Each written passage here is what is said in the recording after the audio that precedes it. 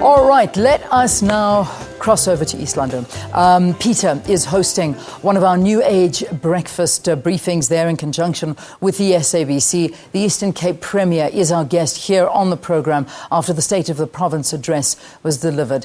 He, of course, is being joined by a host of his MECs. I'm going to leave that to Peter to introduce them to us. So without further ado, Peter, another very good morning to you and your guests. Leanne, thank you very much indeed, and a very warm welcome to everybody at home. Yes, we're in the Eastern Cape today. In fact, we're in East London. And why? Well, because as you said, Leanne, last week we had the State of the Nation, but also importantly, the message of the provinces is starting to come through, and the State of the Province address was made on Friday. And Premier Masualle spelled out his vision for the province, some of the challenges that the province is facing, and we're going to unpack that, and he's got guests with him. But just to say that the Eastern Cape certainly is a very important province in this country. It's the third largest by area and the second largest in terms of population. So second largest by area, third largest by population. So a significant number of people in South Africa live in the Eastern Cape. It's a province that's had its fair share of challenges when we consider the economy, unemployment sitting at around 30%. Education has been a challenge in this province for some time. But having said that, there certainly have been gains, there have been some improvements. We're seeing billions coming through in investments, and we're going to find out from the Premier the Provincial Development Plan and other initiatives, strategic initiatives to move the province forward. But he'll tell us more about that, and we'd like you to be part of that conversation as well. At Morning Live SABC, #TNABizBrief, and we'll put your questions through to our panel here. And we've also got an audience that'll be participating here at the Convention Centre in East London. So let's meet our guests as we say a very good morning to the Premier of the province. Thank you very much indeed. And welcome, Premier Phumulo Masualle. Thank you for joining us. Thank you so much, Peter. Welcome as well to the province. Greetings to the audience we have here and greetings to the viewers at home. All right. Next to you, we have the MEC for Human Settlements, Helen Sauls-August. Thank you for joining us and welcome. Thank you so much. Good morning to everyone. And to you, Mr. Mandla Makubula, thank you very much, MEC for Education, a big job in this part of the world. Thank you very much. A very good morning, ladies and gentlemen. Also very topical, the MEC for Rural Development and Agrarian Reform, Mlibo, Qoboshiyane. Thank you very much for joining us. Thank you very much, and good morning to the viewers at home. All right, let's get your first thoughts. Premier, your speech ran on to about 40 pages, so you were quite detailed. There were a lot of information in there, and people can go to the website and read it in full. But paint a big picture for us. What was your key message? What is the state of the province, and what should we be looking for going forward? Well, look, yes, we had to be as detailed as possible because we are reflecting on the work we are doing.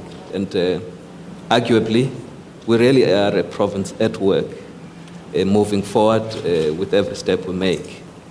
We had to reflect on what we did 8 months since we took office, because we reflected on what we needed to do, how we're going to do it. So it gave us a moment to pause, to look back and see as to how far we've gone, but also to reflect what else needs to be done. And I think in that context, we looked at, firstly, what the province potentially could be good at in terms of its comparative advantage.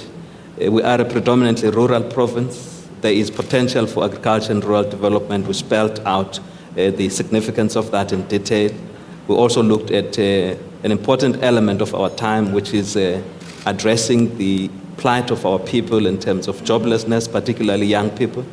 We looked at, again, what the province is capable of, and we went to town to talk to strategies, plans to ameliorate that situation. But of course, we also looked at the elementary questions. It's important that we anchor our province on an empowered society. Education is critical in that. Skills development is a very, very important element of that. We spend time dealing with questions of a healthy province. What are we doing in that respect? and how are we addressing the concerns in terms of the healthiness of the province. So is human settlements, and so is safety issues.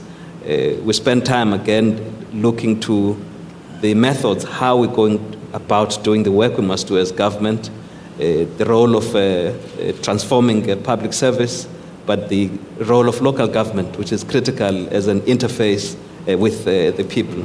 So all of that, I think we are having very pointed interventions and programs to move the province forward.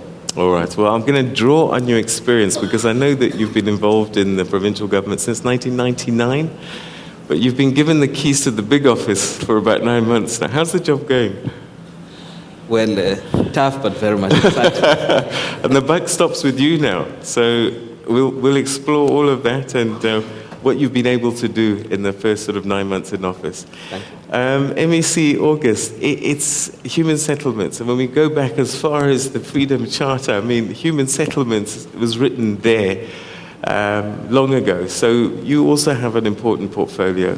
Coming through the Premier State of the Province address, in your particular ministry, what are the challenges and what's the vision going forward? Well, one of the major challenges that we are currently experiencing within human settlement is obviously the backlog, the inherited backlog through the direct underdevelopment of our rural areas.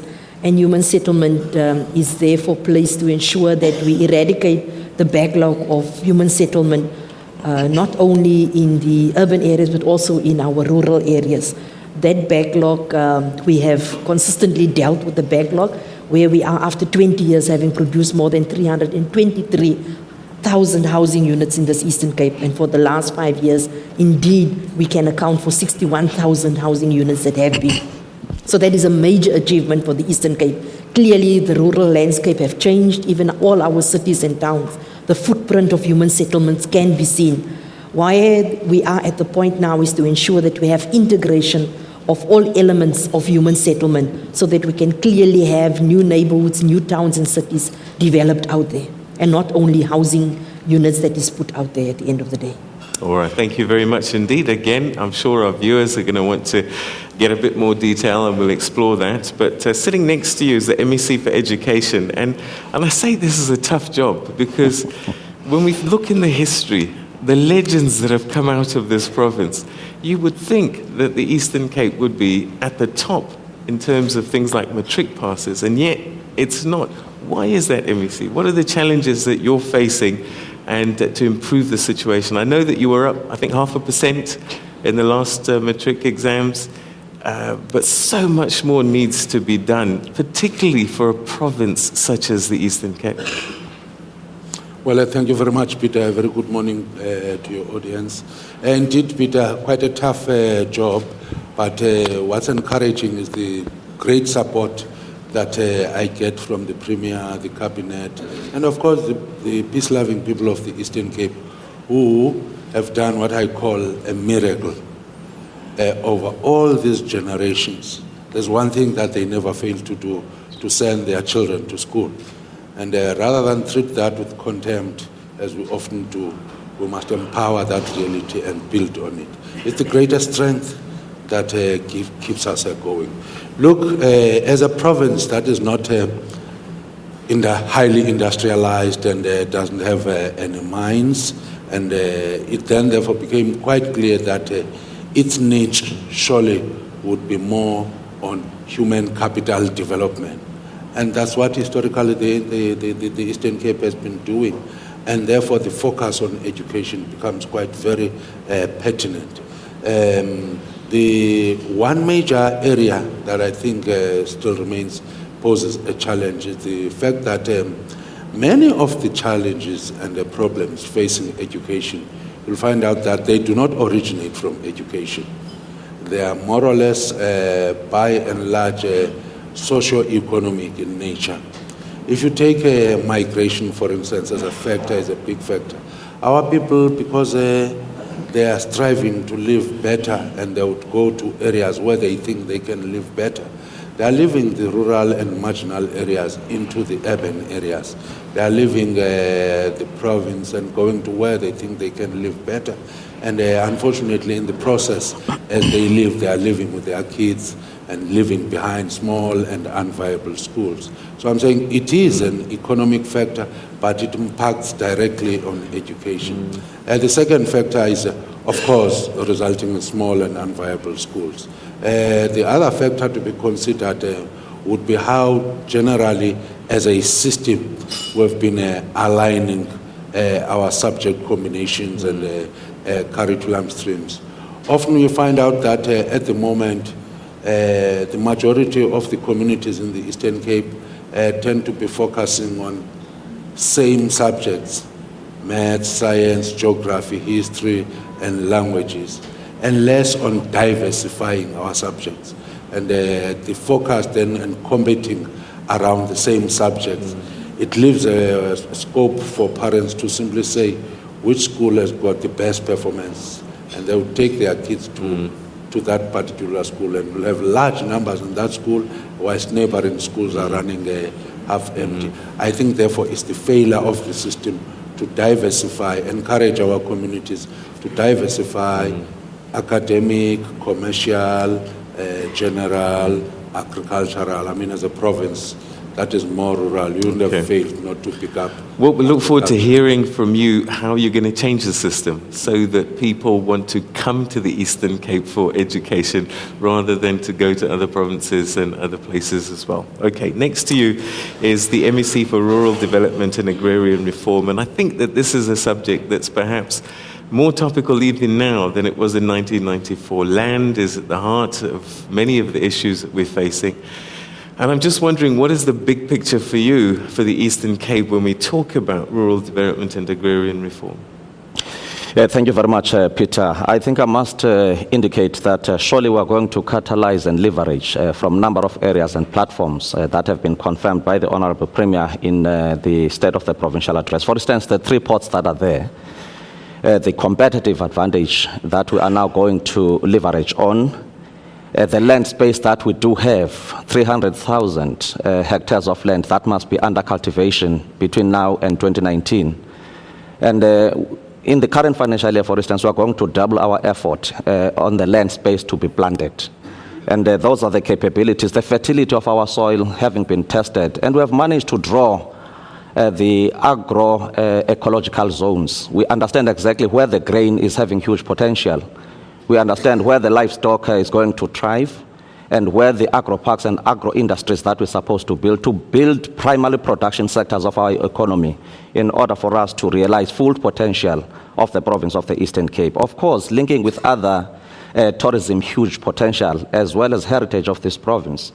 The interconnectivity of our towns and cities in order to create the transportation facilitated process of goods and services is creating much more of advantage. The rurality of the province of the Eastern Cape is the best advantage for us so that we can still have more to do with the land that we have. What I can say is that the fiscal envelope is not increasing, as Premier is saying. We need to improve on efficiencies and proper management of the assets that we do have. And the last issue that I can refer to is the question of improving our rural roads. In the past, there was no consideration of rural roads targeting the areas where they are producing more. And I think going to Ngoga must be easy for those who want to go and take produce to the market. And I think creating local markets, primary and secondary, as well as export potential of the province, surely will be harnessed under this term.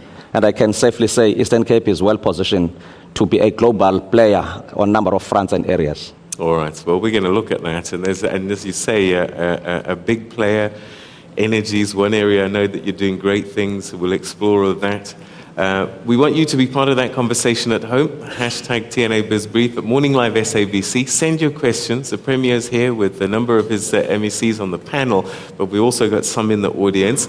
And so we want to continue this conversation after the break and just find out what's on your mind at home, as well as the people that are sitting here as well. Stay with us.